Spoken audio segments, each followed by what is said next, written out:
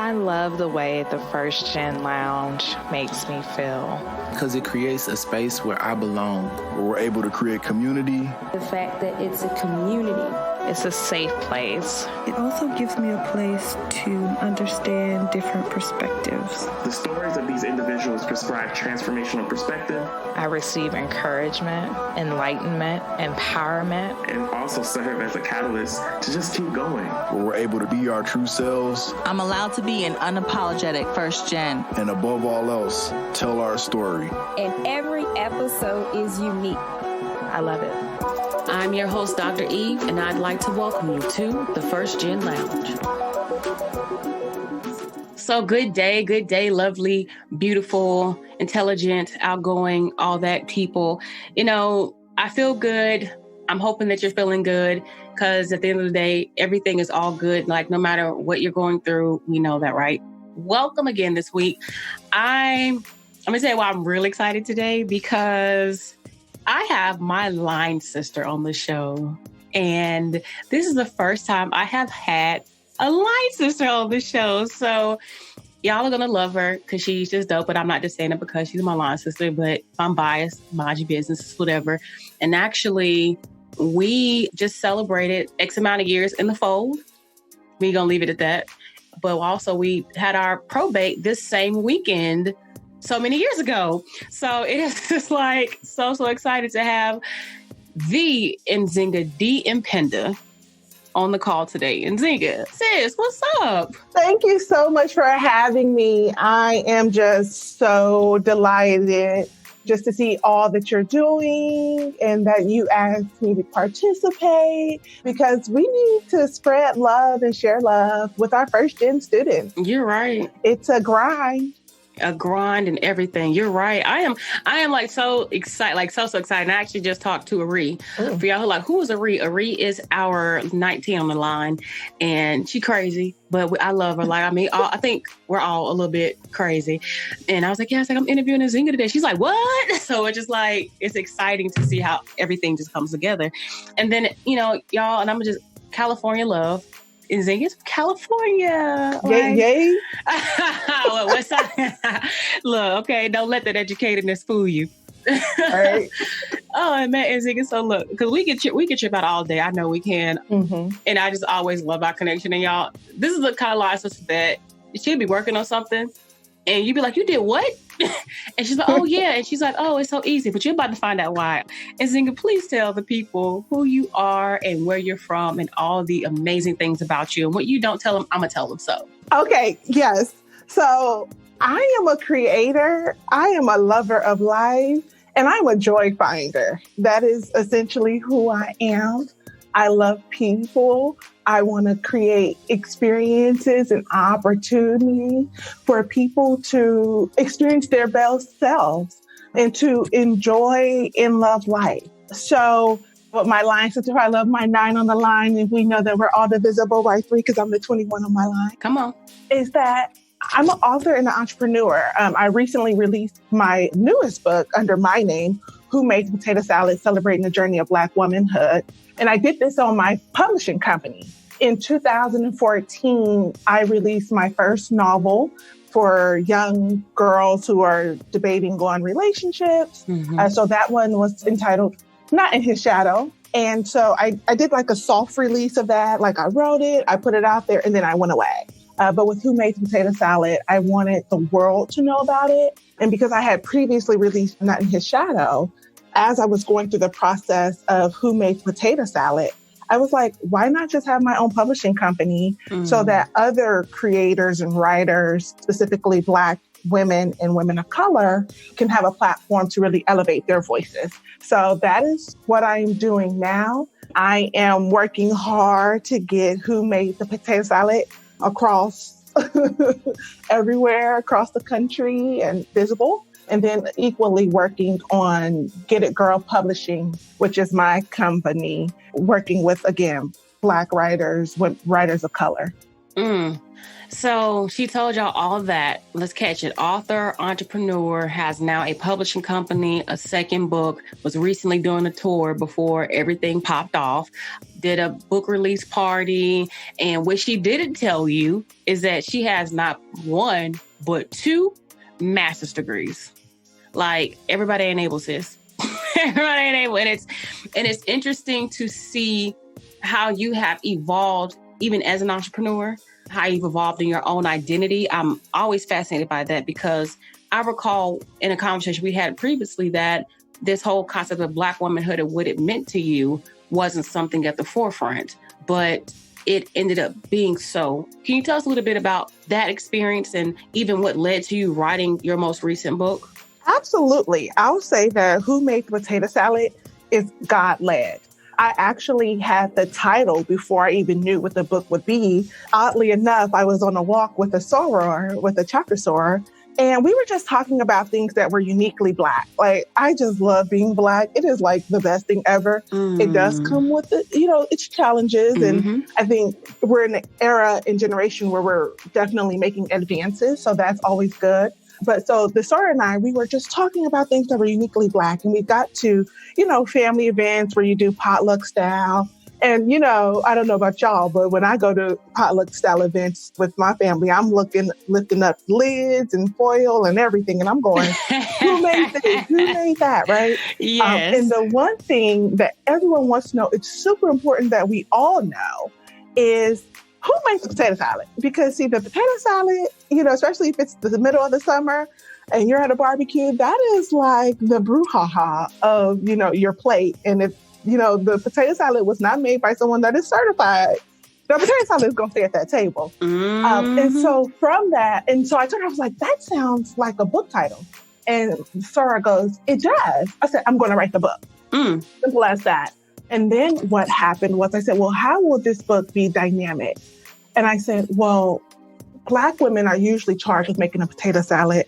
And I need to find women who are dynamic and who have a story to share and who will feel comfortable sharing that story. So I reached out to my network and I got 5 women to participate and to really just talk about and share their experience being a Black woman in this world and in their journey. And to say, you know what, there's been lowlights, but you know what, I'm living in the highlights now. And it was so important for me to show just regular, everyday people who found their way. It's easy to relate to a celebrity or someone that you see that's visible, but I feel like there's always a layer of separation. The women in this book, they're just your everyday mother, wives, single parents, you name it. They're real people. And I wanted my audience, Black women, to know that, sis, you are not in this alone. Sis, your experiences are valid.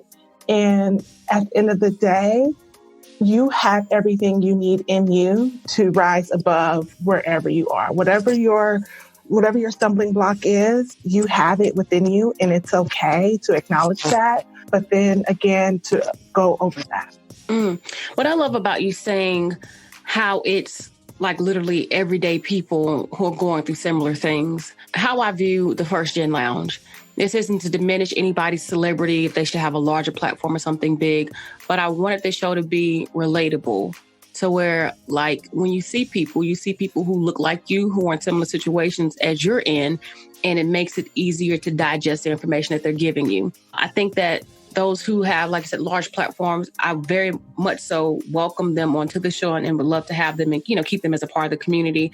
But I think it's important, like you were saying, at the foundation, to be able to see people where you are and to help them figure out, how to get through situations. Being a Black woman, how do we resonate? How do we have real conversations? And to be accessible, that's really important, especially in the work that you're doing and that I'm doing, that to make a change, it's one thing to be accessible. So I love the accessibility that you had at the forefront of your thought in doing this. And if you don't mind sharing with us, what has been the biggest challenge for you in this journey thus far? Well, so here's an interesting part. The biggest challenge has been me listening to myself and allowing my voice to be the biggest voice in my head. I didn't start off on a career as being an entrepreneur or an author since the third grade. I've always enjoyed writing, short stories and poetry and things of that nature, but I never thought anything of it. I just knew that I would always be, in the business world and a career woman. By the time I got to college, I had taken the track of psychology, thinking that I'll be a therapist, being a licensed therapist and helping people that way.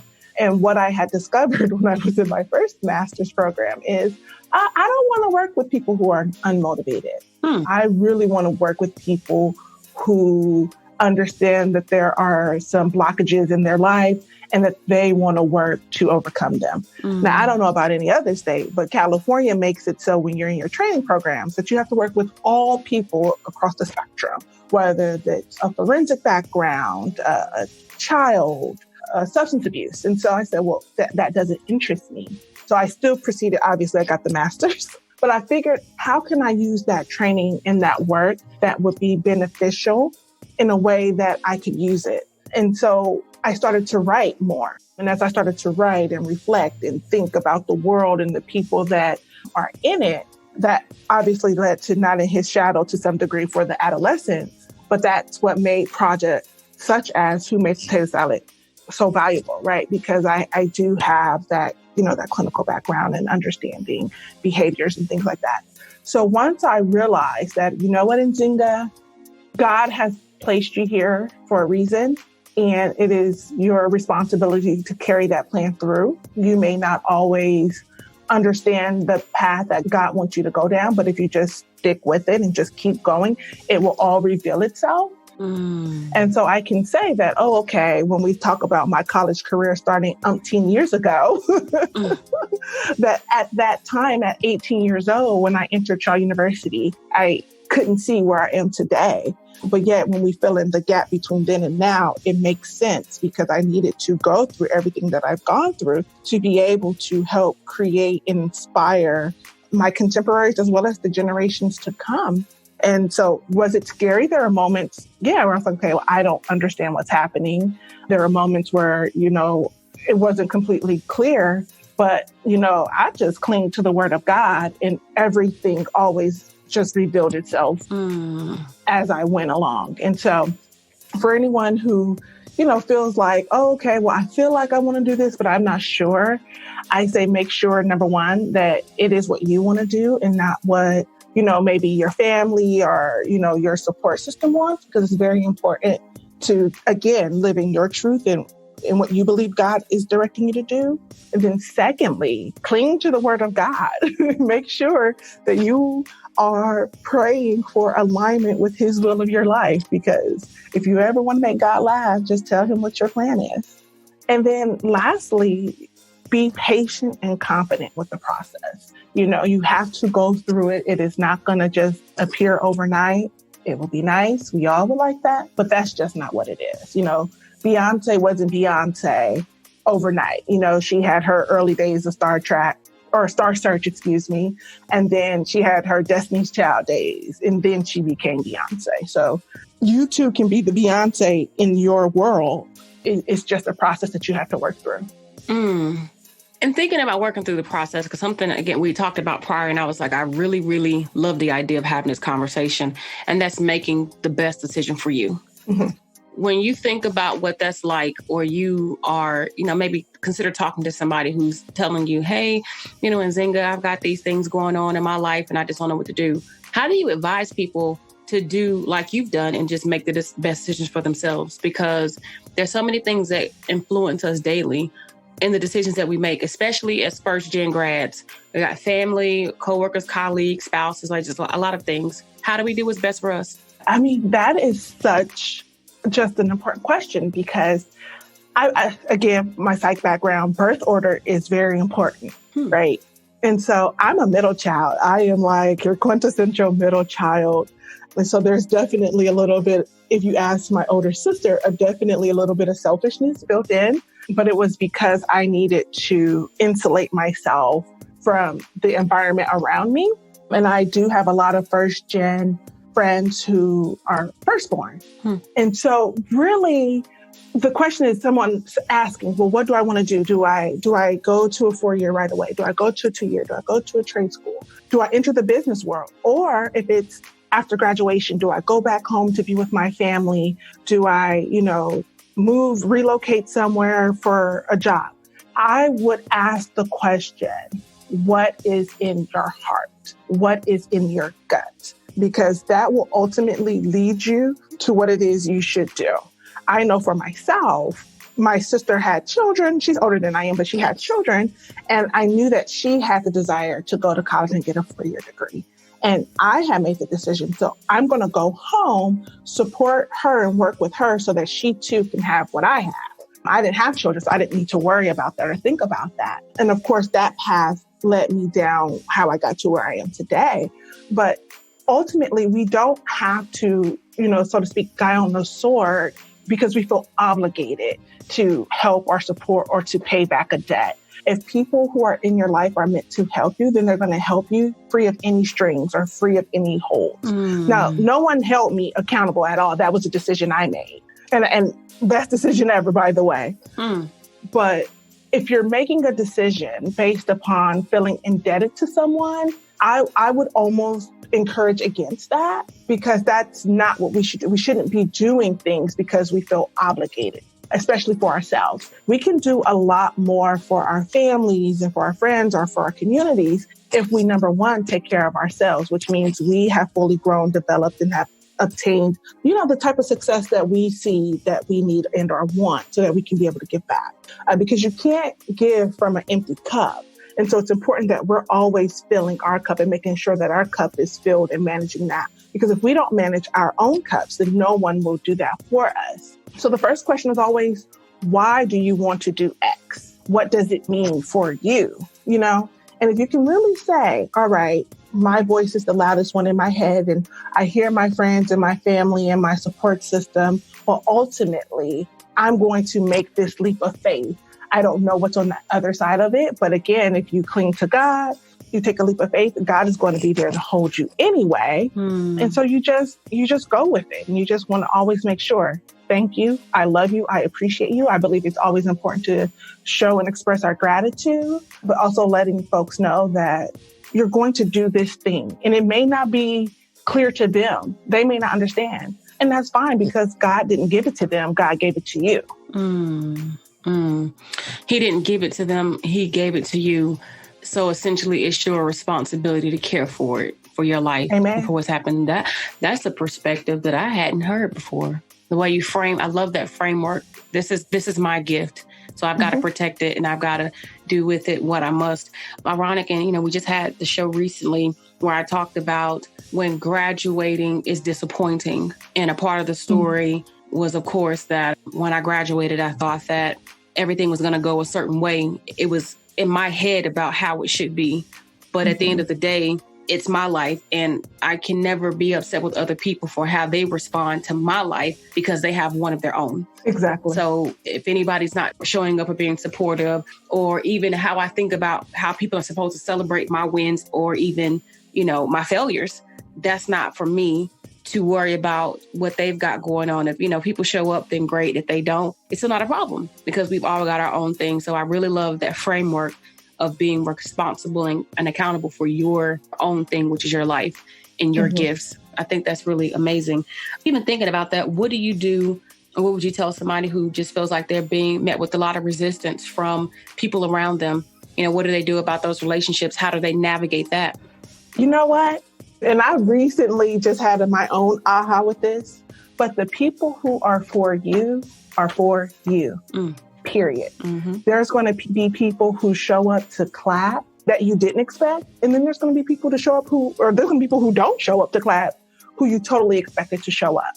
And much to what you said, we can't control and dictate and determine how people are going to show up for us. We might have our expectations, we might have our wants and our desires, but ultimately, we're responsible for ourselves, and the people that are for you are for you.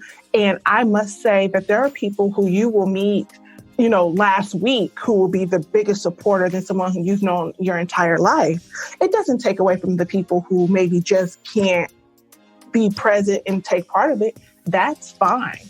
It's also okay to sometimes, let certain relationships go, if you are, because everyone can't go with you where you're trying to go. Mm. That's just not how this works. You appreciate everyone for the role that they've played in your life, but everyone can't go where you're going. And that is, I believe, by divine purpose. And so when you are just a regular person and you're elevating and the people around you are seeing that, perhaps they're uncomfortable with that. It's not an indictment against you. It's just that the people around you, for whatever reason, they have determined that, okay, I can't, or there's no space for me there. Not that you have done anything to alienate them. And so, you thank everyone. Again, I believe in expressing gratitude. So you show your gratitude to everyone along your journey. But if the people that you want to be around cannot, then ultimately you have to process that, come to terms with that. And then ultimately you have to let it go, because holding on to the fact that perhaps your sister, your mom, your cousin, that they're not supporting you the way that you want them to support you, that's just going to take you off of your goal, because your goal is to go forward, look forward, move forward, not to worry about who's not doing what and why. If those people will come back around again, then I believe that, to always have a hand, to always be open to the conversation. And if it works, it works. If it doesn't, it doesn't. But ultimately, if your job is to impact and influence those around you, you can't be so consumed with who's not doing what, because that just takes away from the work that you have to do. I love that. And I think a lot about, again, us being first-gen grads and what it means that our communities and our social networks, depending on who we are and personalities and things, but they really can have an influence on us.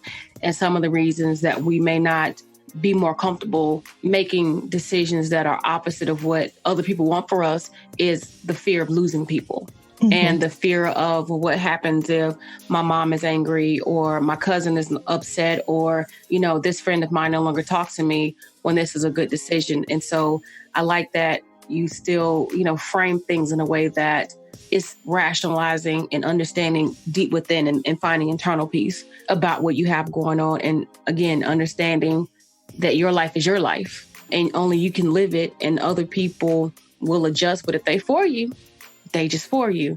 And, you and I both said it, but I've had to learn that, especially in being an entrepreneur. And I imagine you've had similar experiences that sometimes, you'll be like, oh, I got this thing going on. And people are like, I got you. When it's time to have you, you'll be like, well, say, can you come through for me on this? And it's like, nah, I can't do that. And you're like, I thought you said you had me. So interesting, beyond education and other endeavors, so many life moments will show you no matter what, some people are going to ride and some people are going to fall by the wayside. That's again why it's so important that when you're making your decisions, you think about you first, because taking care of you isn't selfish. Not at all. Not at all. I mean, we live with ourselves every day. Mm-hmm. We're accountable for ourselves every day. Our success or not success is predicated upon the decisions we made, and we have to. You are obligated to yourself and to your family. They may not think so, but you're obligated to making sure that you're making the best decisions for you today. You're not trying to hurt anyone. You're not trying to alienate anyone, but you do have to take that moment to think about you and make those decisions based upon you. And at some point, it will come full circle. And then people will see, oh, I got it. Do you think some people just refuse to change and they're just going to allow people to continue to control their lives? I think a lot of that is just fear. I think that deep down, people tend to want better and to do better, but they don't know how, right? If you haven't seen it, then you don't know that it's possible, right?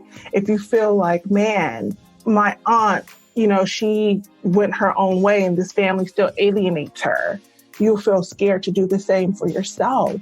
But the truth is, and that's again why Who Made Potato Salad is so important, because it is real people, just your regular next door neighbor person. where you can read about these people. In this book, it's women.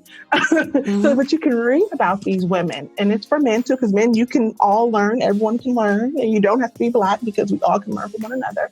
But you can read from these women and you can say, wow, this is just a regular person. This is not Rihanna. You know what I mean? And this regular person opened up to the world about their experiences. So if they were able to do it, then maybe let me try. So I don't think that people are necessarily resistant to change. They're resistant to the outcome of the change. And because we don't know the outcome and because we can't control the outcome, it's easier to just stay in the routine of it all. But it is possible, and it requires an act of bravery. It requires an act of betting on yourself, you know, to say, you know what, I'm worth it. I deserve this, and I'm going to do it. But I think that people are resistant to the outcome of the change and not necessarily the change. You're just going to drop all the gems, aren't you? Just drop, just drip, drip, drop. Thank you. Because, I mean, again, the resistance is not the change, it's the fear. I mean, anything that we don't know or understand, we tend to shy away from in those people. But something you said that I'm really fond of is the idea of betting on yourself, especially, again, as we are first-gen grads and we are living in this world where a lot of things for us career-wise, even from sometimes the entrepreneur perspective, being authors, just doing all these things as the first in our families, is new, but it's about overcoming the fear and making the decision, as, you know, I would imagine, you know, you'd agree to move forward in those things that we want for our lives, and not thinking that just because we don't have people in our immediate families or sometimes even immediate circles who have done things like the people who we see that are influencers on social media, it doesn't mean it's impossible for us. So being able to dream, I really love those points and how you highlight them and bring them up. And even I love how you say we can all learn from each other. Because you say, I wrote a book for Black women. Somebody's like, well, it ain't for me, so I ain't gonna buy it. But I love the idea that, well, this may be something that you can learn from and gain a perspective. So that's a good point on development and that perspective. And even thinking about development, what are some of the things that you are currently doing to continue to grow as a person and professional, be it that it's conferences or going, you know, to read books? What are some of your go-tos to continue to push forward and continue to see your success evolve?